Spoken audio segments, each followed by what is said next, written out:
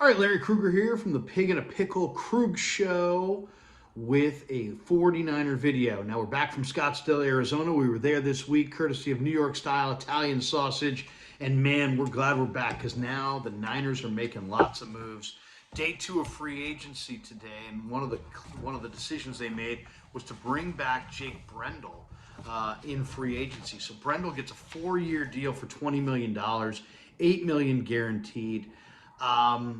You look at this, if you go back and check out the Niners over the last, during this Shanahan-Lynch regime, you can't fake the center position. You really can't. This is a position you can't afford to have a major drop-off in.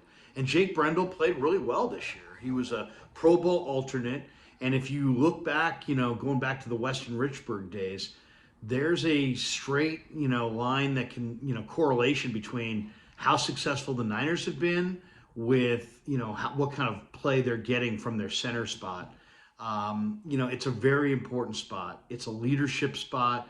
It's a mental spot because you've got to check your protections. You're the focal point of the offensive line. You're the kind of the communicator up front that kind of gets everything done. So continuity was big. I don't necessarily think, when I looked in the free agent market, I really liked Rodney Hudson, but then Hudson opted to retire. And there's just not a lot of great center options. So I'm really glad that the Niners got this done with Jake Brendel. It's a 4-year deal for $20 million, $8 million guaranteed. I think that's pretty reasonable. He's 31, so he's not a kid. The only thing that really matters in these NFL contracts as far as details is the guaranteed money. And he gets $8 million, which is far beneath what some other offensive linemen will be getting this offseason. But what I like about him, he allowed only 1 sack all year. Played 20 games, he allowed 1 sack. He really stood in good in pass protection. Now, according to the reports I'm reading, the Jets actually offered him more money, but he opted to stay with the Niners. And if you look at where Brendel ranked, he ranked 3rd overall in pass blocking efficiency among all NFL centers in 2022. He also allowed only 1 sack, as I said, in 680 pass blocking snaps. So, he really stood up well against in pass protection. And then he was decent against the run. And you look at the 49ers, they really do value, spending money at the center position. They paid Weston Richburg good money. They paid Alex Mack good money. And, Brendel was an interesting story. He was an undrafted free agent in 2016. And if you look at his experience in the NFL, he was with Miami at the beginning of his career. He only played 3 games from 2016 going into the 2022 season. Jake Brendel had only played 3 games. The Niners, though, saw something they really liked. Felt like he had a combination of smarts and skills and athleticism, and thought he would be a good player at center. And that was like one of the big questions going into training camp last year. How would the trio of Aaron Banks, Spencer Burford, and Jake Brendel, would they be a weakness? Would they, could they be serviceable? Well, they wound up being way more than serviceable. Aaron Banks, I think, emerged as what's going to, into a player that I think is going to be a 10-year starter in the NFL. Spencer Burford shared right guard with Daniel Brunskill for much of the year, but Burford played really well. It wasn't like Burford was some, sideshow or a wreck out there as a rookie. He played well. And I think the reason those guys played well is they're really smart and they both have tremendous bodies for the game. But at center, what you're looking for is you're looking for somebody who's very smart, also a leader, plays hurt, doesn't have to be the biggest bodied guy, but you want somebody who you can depend on. You're leaning on that guy to kind of read the defense and slide the protection how he sees fit. So it's really important. It would have been a tough spot to go into the draft to find somebody. I would hate to be in that spot. You've got a Super Bowl made roster that's ready to win right now, and you're leaning on a 7th round pick or a 6th round pick at center because you have a need there. That would not be in a good position to be in. I think the 49ers are pretty well fortified now. Let's go left to right. You got Trent Williams at left tackle, maybe the best in the game. You have Aaron Banks at left guard, who looks like he's going to be a 10-year starter in the NFL. You have Jake Brendel at center now, again, and continuity is huge too. I mean, if you're you're going to have one new face on that offensive line, you know, that's a small percentage of turnover. If 2/5 of your offensive line are new, that's a lot of turnover. So the real reason I love the Brendel signing is just continuity. So now you got Brendel at center again, Pro Bowl alternate. Maybe you could hand, we don't know the status as we're taping this about Daniel Brunskill, but maybe you let Brunskill go. And I don't think he's going to be a big ticket item, but maybe you let Spencer Burford share right guard this next year with Nick Zakelj. But at backup center, you do have Zakelj if something goes wrong with Brendel. You do have Jason Poe. If you wind up needing Jason Poe, you have another guy there who could potentially play center. So between Poe and Zakelj, I think they're fortified at center as far as depth. And now with Brendel, they've got their leader of their offensive line, and they've got him signed up for 4 years. Now the 4 years, as I said, NFL contracts, the years mean nothing, the total means nothing. The number that means something is the guaranteed dollars, and there's $8 million guaranteed.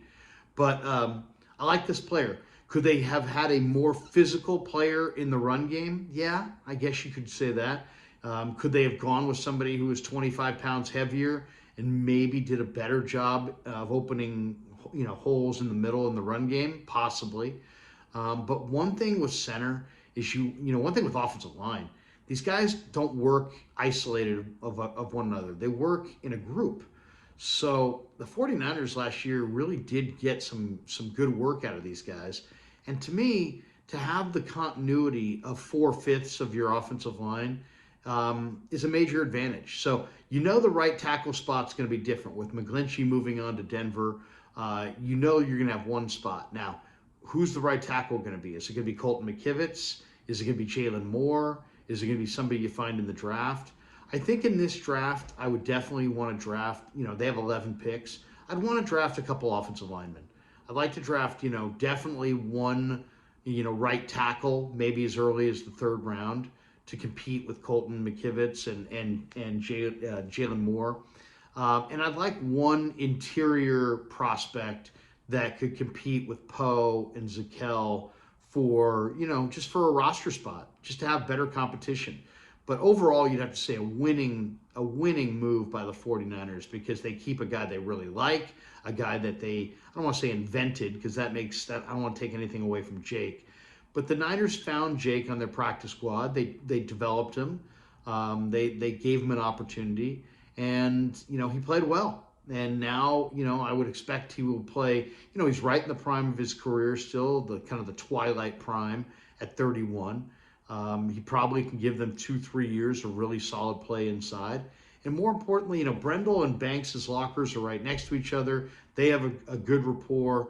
Jake is a very respected voice in the room. He's a hardworking guy. And now they've got continuity on their offensive line. So, the two areas that you definitely, I think, are the hardest areas to coordinate on a football team are the offensive line and the defensive backfield. And I think with the Brendel signing, now, you've got more continuity on your offensive line and you just are looking to plug that one hole. I think in the secondary, because of Jimmy Ward moving on and, Tarvarius Moore potentially moving on, Jason Verrett not coming back, we don't know the status of Emmanuel Mosley. I think the secondary could wind up being very young for the Niners. So, you don't want to have issues coordinating, the development of both your secondary and your O-line. So in a lot of ways, Brendel now solidifies the offensive line, and they now could use 1 or 2 pieces and maybe nobody who has to start. Maybe I love the kid from Illinois, Alex Palszewski, as a day 3 or maybe late day 2 offensive lineman, offensive tackle. I think he could be a nice right tackle. I've mentioned Nick Allegretti in free agency, who's a backup with Kansas City, as a guy that I would love to see the Niners get, maybe as a guy who would share right guard with Spencer Burford as a little upgrade from Daniel Brunskill. But overall, great move by the Niners getting Jake Brendel in the fold, just because now they'll have continuity along their offensive line at a very important spot. All right, that does it for the 49er video of the day. Hope you enjoyed Jake Brendel breakdown there.